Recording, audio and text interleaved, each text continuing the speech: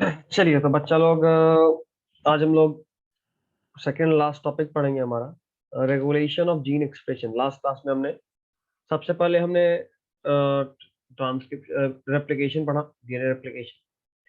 फिर हमने पढ़ा ट्रांसक्रिप्शन, डीएनए से आरएनए बनना। और लास्ट क्लास में हमने कंप्लीट करा ट्रांसलेशन, यानी एमआरएनए जो बन चुका है उससे प्रोटीन बनना। आज हम लोग पढ़ेंगे कि जीन एक्सप्रेशन आखिर कैसे रेगुलेट होता है। Regulation of gene expression.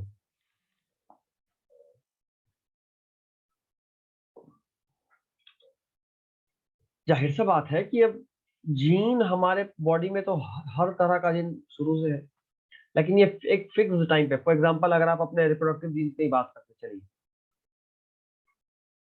अगर आप अपने रिप्रोडक्टिव जीन्स की बात करते हैं तो रिप्रोडक्टिव जीन्स में ही कब रेगुलेट होता है? पहली बात, ये रेगुलेशन एडोलेसेंट होने के बाद होता है। अब द पॉइंट इज कि एडोलेसेंट होने के बाद एक्सप्रेस हो रहा है, लेकिन है तो आप में जन्म से, तो क्यों नहीं एक्सप्रेस हो रहा था पहले? यानी कोई तो ऐसा मैकेनिज्म होगा जिसके थ्रू आपने इस जीन के रेगुलेशन को रोक के रखा था, और एक समय आने के बाद आपने उसे ऑन कर दिया, isn't it? तो चलिए अब इसी को जरा देखते हैं। जीन एक्सप्रेशन एक ऐसा मैकेनिज्म है, जीन एक्सप्रेशन एक ऐसा मैकेनिज्म है जिसके थ्रू आप फेनोटाइप को कंट्रोल करते हो एट द मॉलिक्यूलर लेवल, है ना? Mechanism by which gene is able to express itself, gene is able to express itself in the phenotype of organism,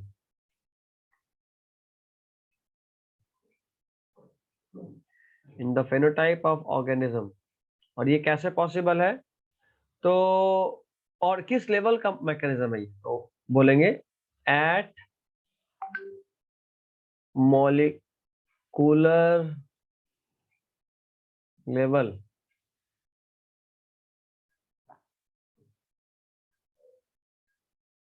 किस लेवल का है ये? तो मॉलिक्यूलर लेवल पे। अब जरा इसको और थोड़ा सा अच्छे से समझते हैं।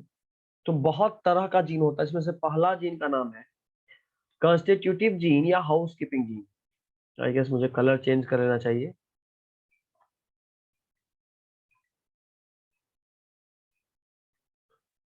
कॉन्स्टिट्यूटिव जीन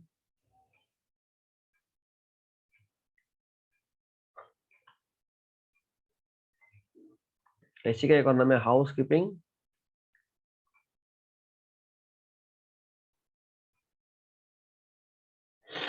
कॉन्स्टिट्यूटिव जीन या फिर इसी का एक और नाम है हाउस कीपिंग जीन। अब सुनना,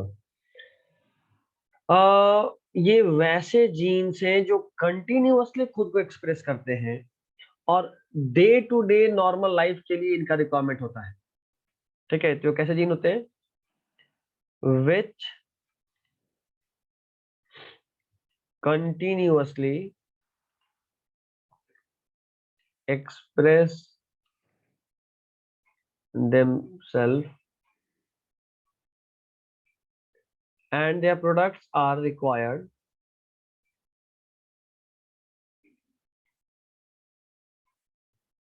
and their products are required for normal day to day life।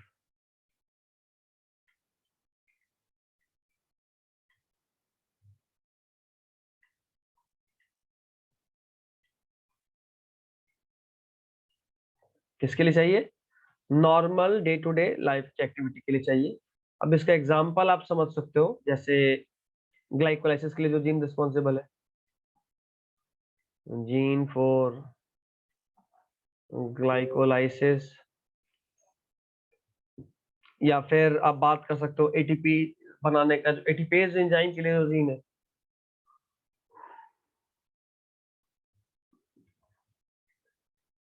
Gene for ATPase synthesis. देखो ये जो एटीपेज है ना, ये this ATPase is required for ATP synthesis. तो कोई जीन इस एंजाइम को भी बना रहा होगा। तो जो जीन इस एंजाइम को बना रहा होगा, जाहिर सा बात है उसको हमेशा ही एक्टिव करना पड़ता होगा। That is why I am saying कि this gene which is required for the synthesis of ATPase enzyme is a constitutive or housekeeping gene, as it is required to express its product always। है ना, daily आपकी body में ATP बन रहा है, हमेशा बन रहा है। तो जाहिर सा बात है कि ये एंजाइम को बनाने वाला जीन भी हमेशा एक्टिवेट होना चाहिए, और अगर ऐसा नहीं होगा तो दिक्कत है। तो ये थे कंस्टिट्यूटिव जीन या फिर हाउस कीपिंग जीन। नेक्स्ट है नॉन कंस्टिट्यूटिव जीन, या उनको बोलते हैं लग्जरी जीन। चलो इतना क्लियर कर रहा हूं। नेक्स्ट टाइप इज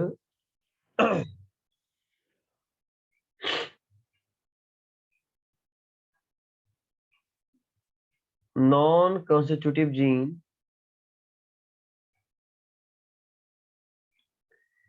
या फिर इसी का एक और नाम है luxury gene.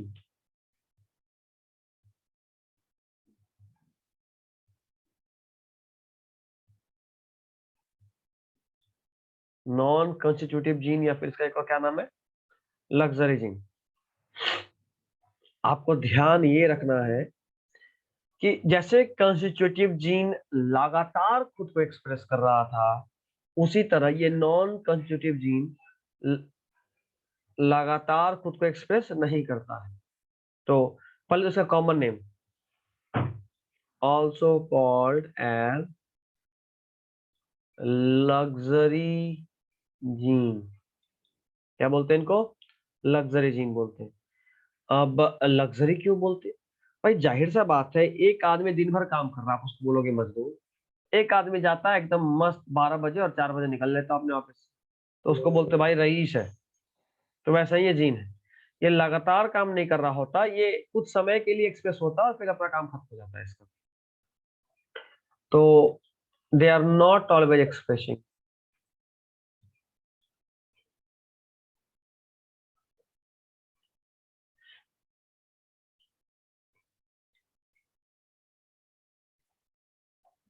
They are not always expressing, ये खुद को हमेशा एक्सप्रेस नहीं करता। एग्जाम्पल, तो लैक्टोज सिस्टम या लैक्टोज जीन इन इकोलाई,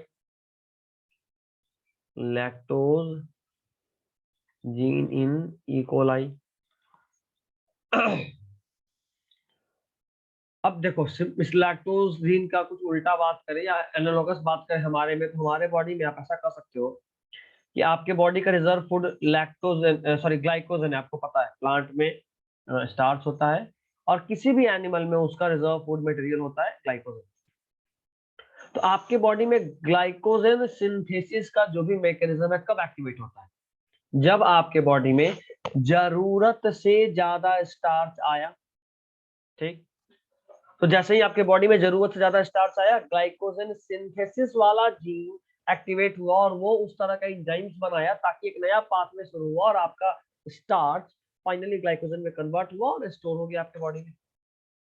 अच्छा, आप 2 दिन से खाना ही नहीं खा रहे हो, तो आपका body just reverse condition create करने का कोशिश करेगा ना, वो चाहेगा कि जो ग्लाइकोजन है उसको थोड़े स्टार्च बनाए और आपके बॉडी में एनर्जी मिले। अगर उस वक्त किसी तरीके से ये स्टार ग्लाइकोजन बनाने वाला जीन एक्टिवेट हो गया, जाहिर सा बात है कि फिर इश्यू होगा, जो स्टार्च बन रहा है वो भी ग्लाइकोजन में कन्वर्ट हो जाएगा। तो मतलब ये कि ये जो जीन होगा, ये जब ज्यादा स्टार्च हुआ तभी एक्टिवेट होता होगा। जैसे स्टार्च का लेवल एक रिक्वायर्ड अमाउंट से कम हो गया, तो ये जीन डीएक्टिवेट हो जाता होगा। कुछ वैसा ही इसी कोलाई में होता है। जब जरूरत है लैक्टोज का तो लैक्टोज बनेगा, जरूरत नहीं है लैक्टोज बनना बंद हो जाएगा। इसको पूरे डिटेल में समझते हैं अभी। तो क्या बोले, दे आर स्विच्ड ऑन और off accordingly to the according to the requirement of cell. तो कैन बी स्विच ऑन और off according to the requirement of the cell।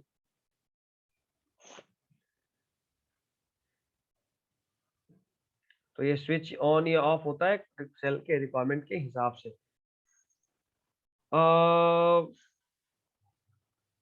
अब ये जो ऑन या ऑफ होता है ये दो प्रोसेस से होता है। Can be done by two process. पहला को बोलते हैं इंडक्शन। क्या बोलते हैं? इंडक्शन। इंडक्शन में क्या होता है कि जब आप किसी सबस्ट्रेट को ऐड करते हैं, तो जैसे मान लो अभी हम जो अपने बॉडी के लिए एग्जांपल है, ह्यूमन के लिए ग्लाइकोजन सिंथेसिस के लिए हम जीन का बात करते हैं। इसके लिए ग्लाइकोजन सिंथेसिस। तो let me make it sure कि इस ग्लाइकोजन सिंथेसिस वाला जीन एक्टिवेटेड कब होगा? अगर ऐसा होता, अगर अगर होता नहीं बोल रहा हूं मैं, अगर ऐसा होता कि स्टार्च का अमाउंट जब ज्यादा हो, तब ये ग्लाइकोजन सिंथेसिस वाला जो जीन है वो एक्टिवेट हो और स्टार्च कन्वर्ट होने लगे ग्लाइकोजन में। तो ये जीन का इंडक्शन यानी एक्टिवेशन सबस्ट्रेट यानी स्टार्च के एडिशन से हुआ। सब स्टार्च के एडिशन से हुआ। और इस तरह से अगर कोई जीन एक्टिवेट हो, यानी अगर किसी सबस्ट्रेट के बढ़ने से वो जीन एक्टिवेट हो, और ये जीन एक्टिवेट होगा तो क्या होगा? एक ऐसा एंजाइम बनाएगा जो इस स्टार्च को ब्रेक करेगा, और ब्रेक करके क्या बनाएगा? ग्लाइकोजन। यानी सबस्ट्रेट का एडिशन, वापस से देखना, सबस्ट्रेट का एडिशन उस जीन को वो एंजाइम बनाने के लिए मजबूर करे जो एंजाइम उसी सबस्ट्रेट को ब्रेक करके प्रोडक्ट बना दे। सुने? मतलब आप अब अगर जो नोट्स का लैंग्वेज पढ़े तो हम ये पढ़ेंगे, this is a process of gene regulation where addition of substrate stimulates और induces synthesis of enzyme needed for its own breakdown. इसी को ब्रेक होने के लिए जो एंजाइम का सिंथेसिस होना है उसी को स्टिमुलेट या इंड्यूस करेगा, मतलब स्टार्ट करेगा। ठीक है? ये था इंडक्शन के थ्रू किसी जीन को कंट्रोल करना। इंडक्शन के थ्रू किसी जीन को कंट्रोल करना कि आप सबस्ट्रेट बढ़ाए तो जीन अपने आप एक्टिवेट हो गया। अब दूसरा टाइप है रिप्रेशन। कैसे? अब देखते हैं। The next type is repression. Repression ये भी लिख के आ रहा हूं। This is also a process of gene regulation जहां पे addition of end product stops the synthesis of enzyme needed for its formation. अभी वापस से अगर वही एग्जांपल लूं मैं, यानी आप ऐड कर रहे हो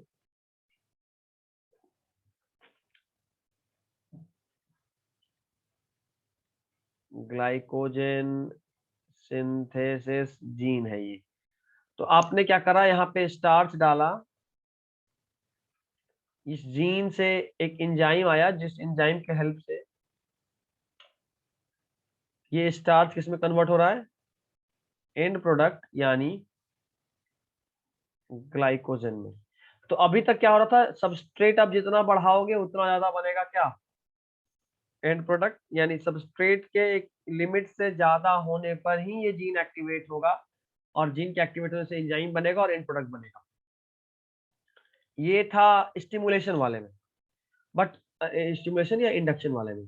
अब अगर हम रिप्रेशन पढ़ रहे हैं तो इसमें क्या होगा कि ये जो एंड प्रोडक्ट है ग्लाइकोजन, इसका अमाउंट अगर बढ़ेगा, मतलब ये कि हमको ग्लाइकोजन एक लेवल से अधिक स्टोर नहीं करना है, फिर बॉडी में स्टार्च या कम होने लगेगा। तो अगर आपके बॉडी में एंड प्रोडक्ट का अमाउंट बढ़ने लगेगा तो कई बार वो भी इस जीन को डीएक्टिवेट कर देता है। अगर इस एंड प्रोडक्ट का अमाउंट बढ़ने लगेगा तो वो भी इस जीन को अगर डीएक्टिवेट कर दे, यानी जाहिर सा बात है, आप हमको जितना चाहिए उससे ज्यादा ग्लाइकोजन बन रहा है, तो हमको उस जीन को रोकना पड़ेगा। तो हम क्या करेंगे, इस एक लिमिट सेट कर दिए कि ठीक है, ग्लाइकोजन 10 ग्राम से अधिक होगा तो हम जीन को बंद कर दें, या ये ग्लाइकोजन ही जीन को बंद कर दे, ऐसा कोई सिस्टम डेवलप कर दे, तो उसको बोलते हैं रिप्रेशन। और अगर कभी भी and product, if and product stops the reaction, then it is called feedback inhibition। तो क्या बोलते हैं, फीडबैक इनहिबिशन या फीडबैक रिपरेशन। इंपॉर्टेंट टर्म से याद रखिएगा, फीडबैक इनहिबिशन या फीडबैक रिपरेशन।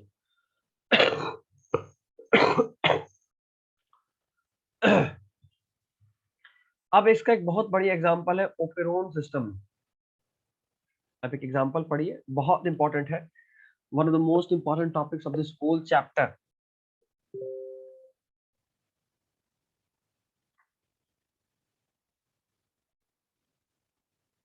Operon system.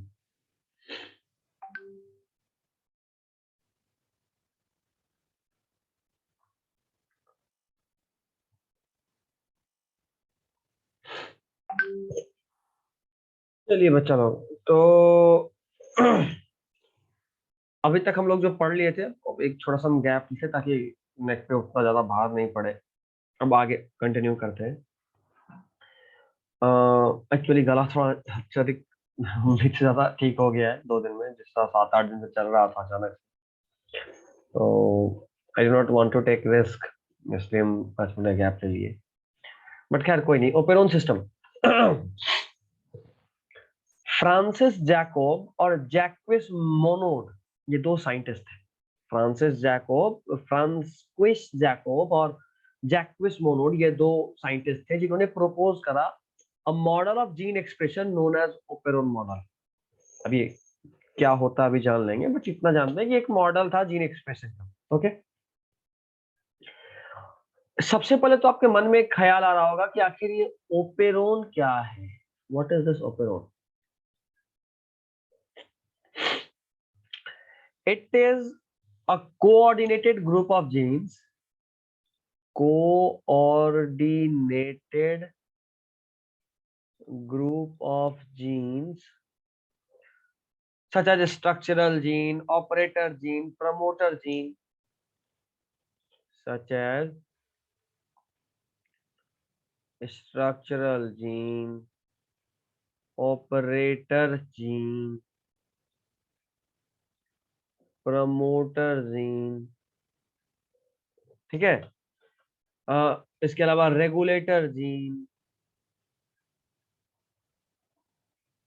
ये एक स्ट्रक्चरल जीन एक्चुअल जीन है, उसको कंट्रोल करता है जो उसको बोलते हैं ऑपरेटर जीन। ऑपरेटर यानी सॉरी, स्टार्ट भी नहीं, ऑपरेटर का काम क्या होता है, अच्छा आगे देख लेंगे, अभी क्यों पूछ रहे हैं। प्रमोटर का काम होता है स्टार्ट कराना, और रेगुलेटर का काम होता है कंट्रोल करना। इस तरह का बहुत सारा जीन होता है एक जीन के साथ एसोसिएटेड। एक मेन जीन, इस जीन को कोई ऑपरेट करेगा, मतलब अच्छा हाँ हो जाता है, ये ऑपरेटर जीन यानी जो इंजाइम बनवाए, ये मेन जीन है। जीन मतलब ऐसा कोडिंग, ये जीन है। इसके आसपास कुछ ऐसा कोडिंग जरूर होगा जो इससे इंजाइम बनवाए, उसको बोलेंगे ऑपरेटर। जो स्टार्ट कराएगा उसको बोलेंगे प्रमोटर, और जो रेगुलेट करेगा यानी कब ज्यादा बनेगा कब कम बनेगा, उसको कब स्टार्ट होगा कब ऑफ होगा, उसको बोलेंगे रेगुलेटर। ठीक है, चलिए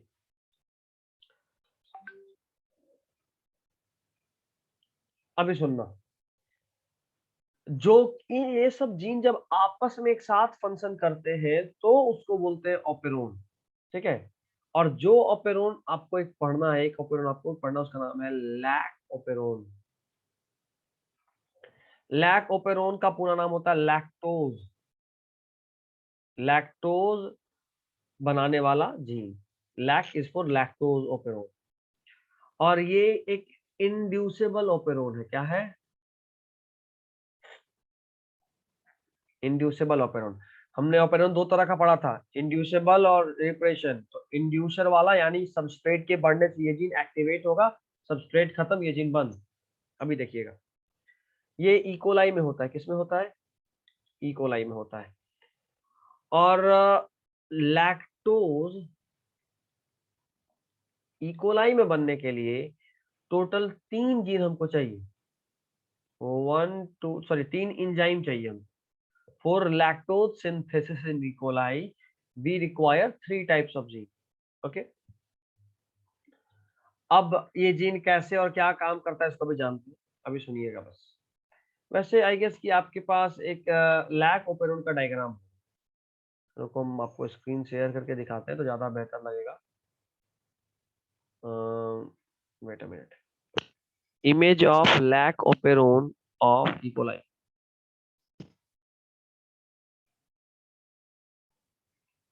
चलिए, हम आपको इमेज शेयर कर रहे हैं, जरा ध्यान से देखिएगा।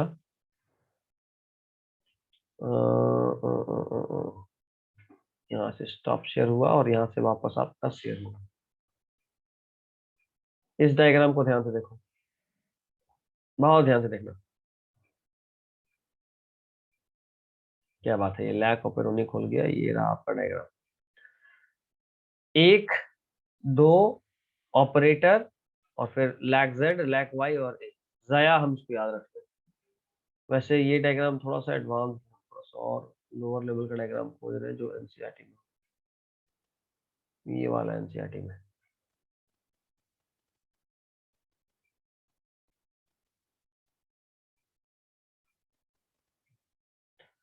PIPOZYA,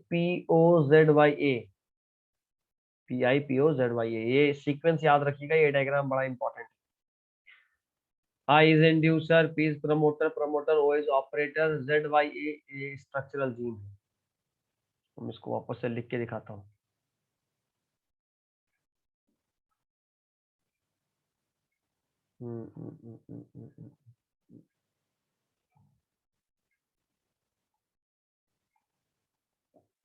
कुछ ऐसा होता है, देखो दिखाता हूँ।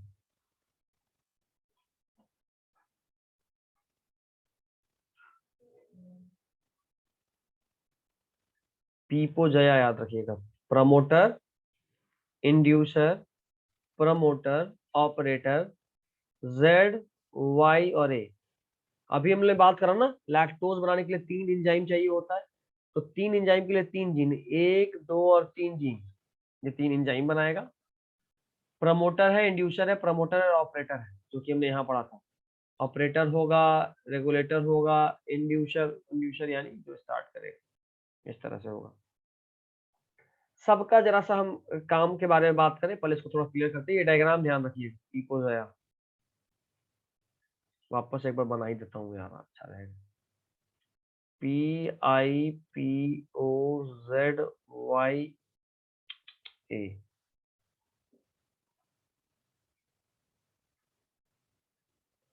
पीपोजै। इस ओपेरोन में, लैक ओपेरोन में, लैक्टोज के एडिशन होने से ही लैक्टोज को तोड़ने वाला जीन बनता है, इसलिए इंड्यूसर है। तो पॉइंट पढ़िएगा।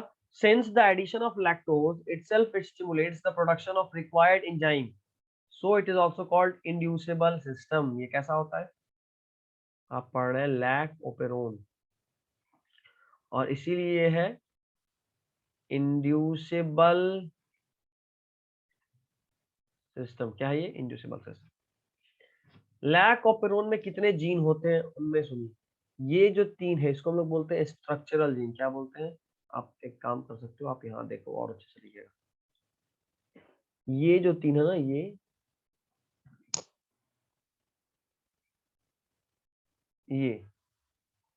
JYA, इसको हम लोग बोलते हैं स्ट्रक्चरल जीन। क्या बोलते हैं? Structural gene.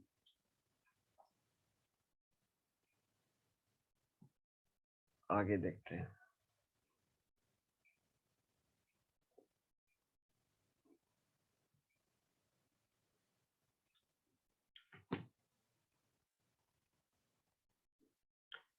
स्ट्रक्चरल जीन में क्या क्या होता है देखो, जीन, अच्छा स्ट्रक्चरल जीन थोड़ा आगे लिख दो, वैसा gene which is required for protein synthesis,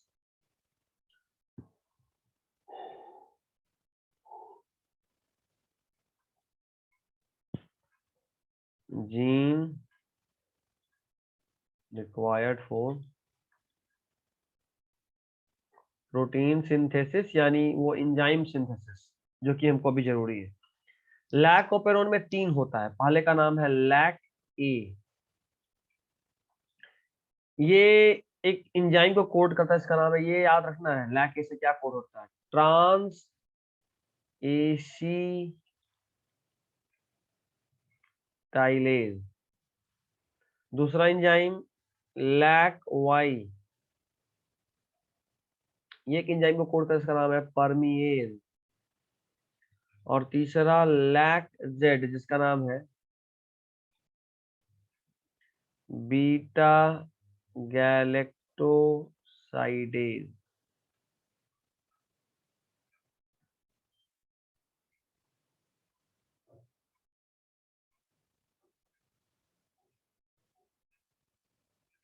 ठीक है, ये 3 जीन जो कि 3 अलग अलग एंजाइम को फॉर्म करेगा, 3 gene, lac A, lac Y, lac Z, transacetylase, permease और बीटा गैलेक्टोसाइडेज, 3 एंजाइम को बनाएगा।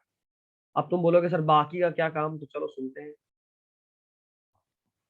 स्ट्रक्चरल जीन में 3 जीन है जिसका काम ये 3 एंजाइम बनाना है। अब अगला हम लोग पढ़ेंगे ऑपरेटर जीन के बारे में।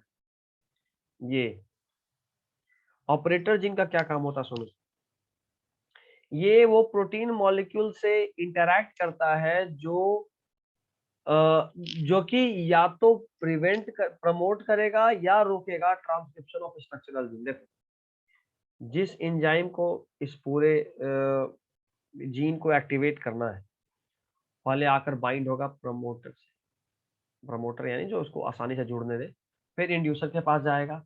अब ये जो ऑपरेटर है ना, ये कई बार उसको रोक देता है या फिर कई बार उसको अलाउ करता है। अगर रोक दिया तो वो जो इसको जो DNA polymerase, sorry, DNA dependent RNA polymerase आएगा इस जीन का ट्रांसक्रिप्शन करने के लिए। प्रोटीन कैसे बनेगा, इस जया का सबसे पहले आरएनए बनेगा और वो आरएनए फिर राइबोसोम के साथ जुड़कर ट्रांसलेशन प्रोसेस में जाएगा और इससे क्या बन जाएगा, प्रोटीन। तो अगर आप यहाँ पे बैठे हुए हैं और जो एंजाइम इसको ट्रांसक्राइब करके आरएनए बनाए, उस एंजाइम को ब्लॉक कर दिए, यही तो उससे अटैच हो गए और अब वो एंजाइम आगे बढ़ ही नहीं पा रहा है, तो क्या आपका काम हो पाएगा, यानी क्या इस जीन का ट्रांसक्रिप्शन होगा? जवाब है नहीं होगा। और अगर जीन का ट्रांसक्रिप्शन नहीं होगा तो क्या एमआरएनए बनेगा? फिर से सेम जवाब, नहीं बनेगा। और अगर एमआरएनए नहीं बना तो क्या प्रोटीन बनेगा? नहीं बनेगा। और अगर प्रोटीन नहीं बना मतलब आपने उस जीन को खुद को एक्सप्रेस करने से रोक दिया। अगर प्रोटीन नहीं बना तो आपने इस जीन को खुद को एक्सप्रेस करने से रोक दिया, इस बात को ध्यान रखेंगे आप। और अगर आप अलाउ करते हैं मतलब ये कि आपने उस जीन को एक्सप्रेस होने दिया। इसको थोड़ा और डिटेल में समझेंगे। ऑपरेटर जीन प्रमोट्स और प्रिवेंट्स, लिखते हैं, प्रमोट्स और prevents transcription of structural gene, promotes or prevents transcription of structural gene, structural gene के ट्रांसक्रिप्शन को या तो प्रमोट करता है या फिर प्रिवेंट करता है। Next is promoter gene.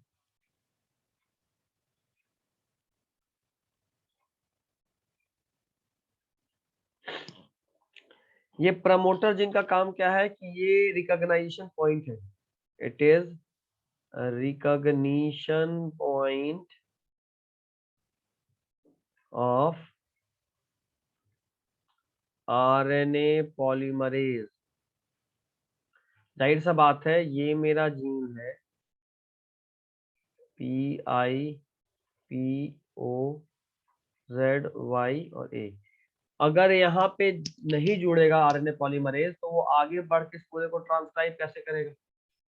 तो प्रमोटर जो जीन है ये रिकॉग्निशन पॉइंट है आरएनए पॉलीमरेज के लिए, ताकि वो पहचाने कि यहीं से हमको जुड़ना है और इसके आगे ट्रांसक्रिप्शन करना है। ठीक है, अब अगला आया आई। आई नाम है रेगुलेटर जीन का।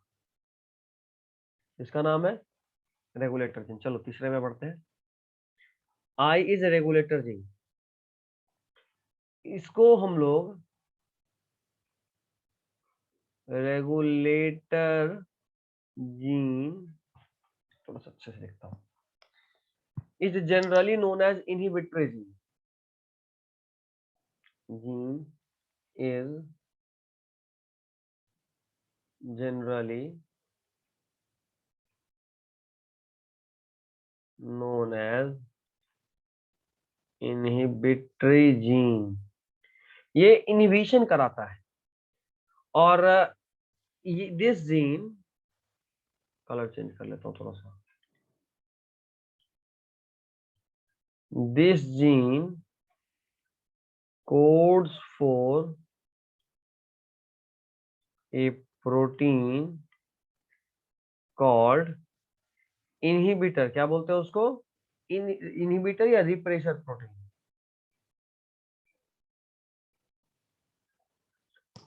इसको आप एलोस्टेरिक प्रोटीन भी बोल सकते हैं क्योंकि ये एक से अधिक फॉर्म में मिलता है। Also called allosteric protein. और एलोस्टेरिक प्रोटीन का मतलब वापस लिख रहा हूँ, LOSTERIC, एलोस्टेरिक प्रोटीन। और एलोस्टेरिक प्रोटीन का मतलब फाउंड इन या exist in two form, exist in two form, एक से अधिक फॉर्म में एग्जिस्ट करता है, इसलिए इसको बोलते हैं एलोस्टेरिक प्रोटीन।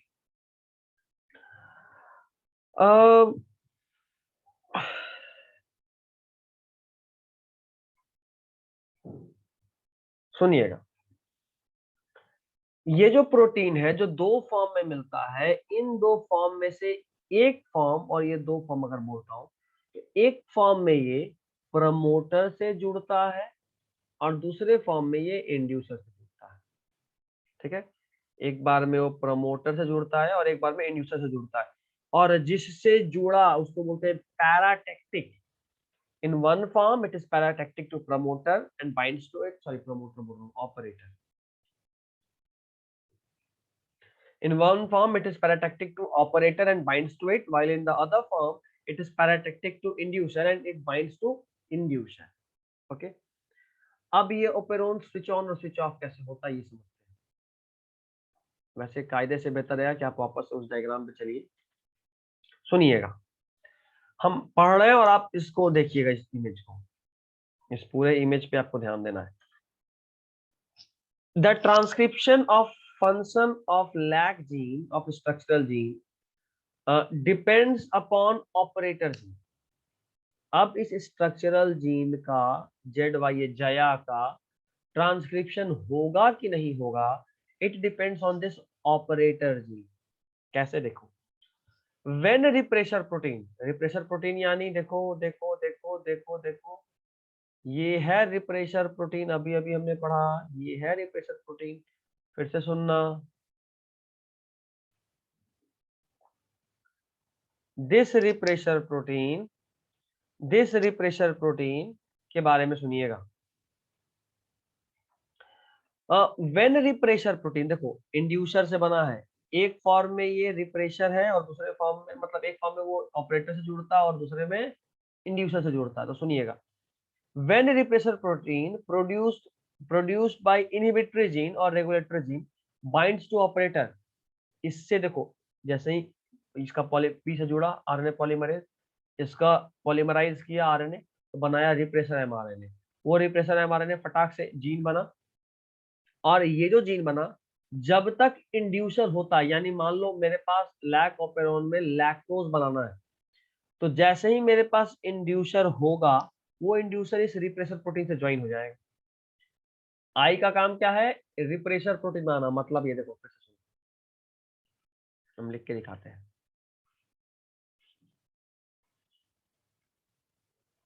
PIPOZYA। इसका काम है, एक mRNA बनाया जो एक ऐसा प्रोटीन बनाया जो नॉर्मली फटाक से जाके इस ऑपरेटर के पास जुड़ जाएगा ऐसे और बाइंड कर देगा इसको। आरएनए पॉलीमरेज को इस ओ को पार करने नहीं देगा। मतलब ये आई, ये नॉर्मली ये स्विच ऑफ कंडीशन होता है। जैसे ही आई से ये प्रोटीन बना, फटाक से एमआरएनए बना, क्योंकि आई पहले ट्रांसक्राइब हुआ, यहाँ से शुरू हुआ, प्रोमोटर से जुड़ा, आई को ट्रांसक्राइब किया। जैसे ही आई को ट्रांसक्राइब किया, एक एमआरएनए बना जो कि एक ऐसा प्रोटीन बनाया जो कि रिप्रेशर है, यानी जाकर ऑपरेटर से जुड़ गया और ऑपरेटर से जुड़ जाने के बाद वो रास्ता ही ब्लॉक कर दिया। अब ये रास्ता ब्लॉक हो चुका है, कौन सा वाला, ये वाला रास्ता। तो अब जब आरएनए पॉलीमरेज यहाँ पहुंचा तो जुड़ा, इसके पास पहुंचा तो ये बना दिया फटाफट, फिर प्रमोटर के पास पहुंचा तो और अच्छे से जुड़ा।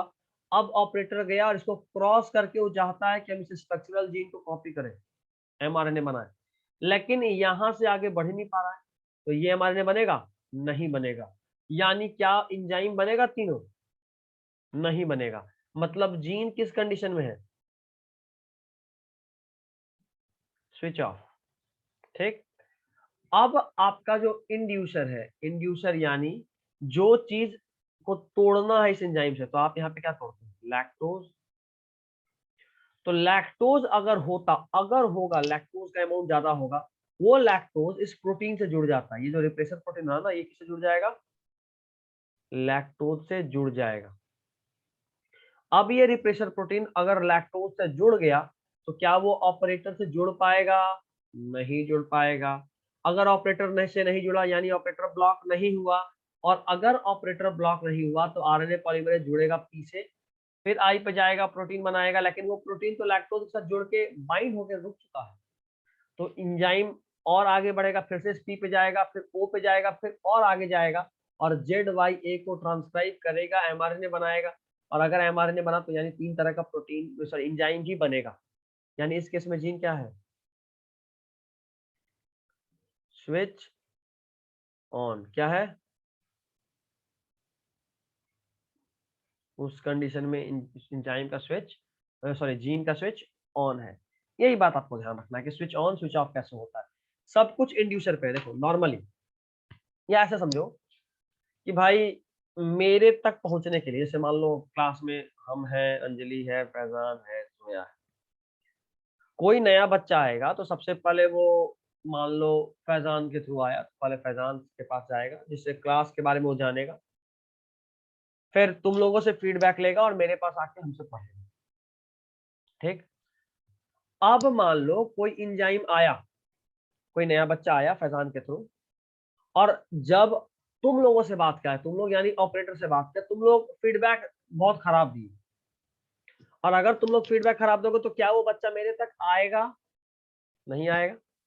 और अगर बच्चा मेरे तक नहीं आया तो क्या हम उसको पढ़ा पाएंगे, कुछ सिखा पाएंगे, नहीं। यानी नॉर्मल कंडीशन में तुम लोग स्विच ऑफ कर रहे हो, मेरा बिजनेस चौपट कर रहे हो। ठीक। लेकिन हुआ यूं कि अचानक से तुम लोगों का एग्जाम बहुत अच्छा चला गया गलती से, और तुम लोग तारीफ करने लगे, या जो सिंपल लैंग्वेज में बोले तो खुशी मनाने में बिजी हो गए, तारीफ नहीं करने लगे, खुशी मनाने में बिजी हो गए। अब फैजान के थ्रू नया बच्चा आया, तुम लोग चूंकि खुशी मनाने में बिजी थे तो वो तुम लोगों से फीडबैक नहीं ले पाया, वो सीधा मेरे पास आया, सीधा मेरे पास आया तो हम उसको पढ़ाए, कुछ रिजल्ट आया। यानी मेरा जो जीन है नॉर्मली वो स्विच ऑफ है तुम लोगों की वजह से। अगर तुम लोग कहीं बिजी हो गए तो हम ऑटोमेटिक, हमको कोई रोकने वाला नहीं होगा और हम ऑन हो जाएंगे। वही चीज यहाँ होता है। जया जीन है, जेड वाई ए यानी जया जीन है, इंड्यूसर एक ऐसा प्रोटीन बनाता जो नॉर्मली जया को ब्लॉक करके रखता है, क्योंकि इंड्यूसर से जो प्रोटीन बना वो ऑपरेटर को गया, ऑपरेटर से ज्वाइन हो गया और ऑपरेटर ब्लॉक हो गया। अब आरएनए पॉलीमरेज ऑपरेटर को क्रॉस करके जया तक नहीं पहुंच पा रहा। आरएनए पॉलीमरेज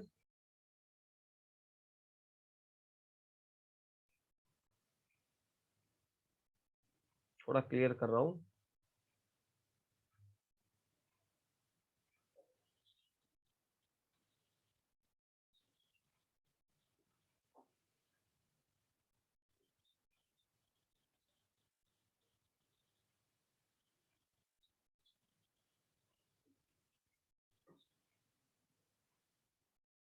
सुनना, नॉर्मली ये इंड्यूसर एक ऐसा प्रोटीन बनाता है जो ऑपरेटर पर जाके बाइंड हो जाता है।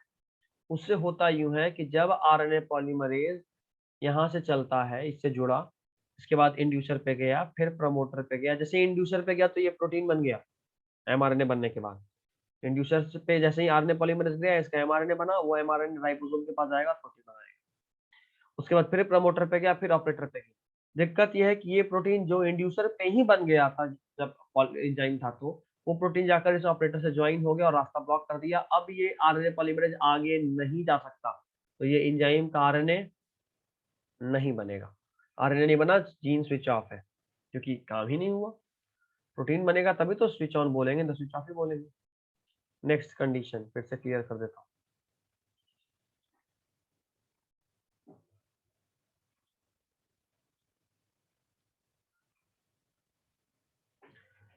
ये इंड्यूसर प्रोटीन बनाया, प्रोटीन जो बनाया वो आगे बढ़ा। जैसे ही वो प्रोटीन आगे बढ़ा, जैसे ही वो प्रोटीन आगे बढ़ा, वो जाकर ऑपरेटर से ज्वाइन होना चाहता था, हो भी जाता, लेकिन किस्मत से उसी वक्त आपका इंड्यूसर मतलब लैक्टोज भी था आपके पास।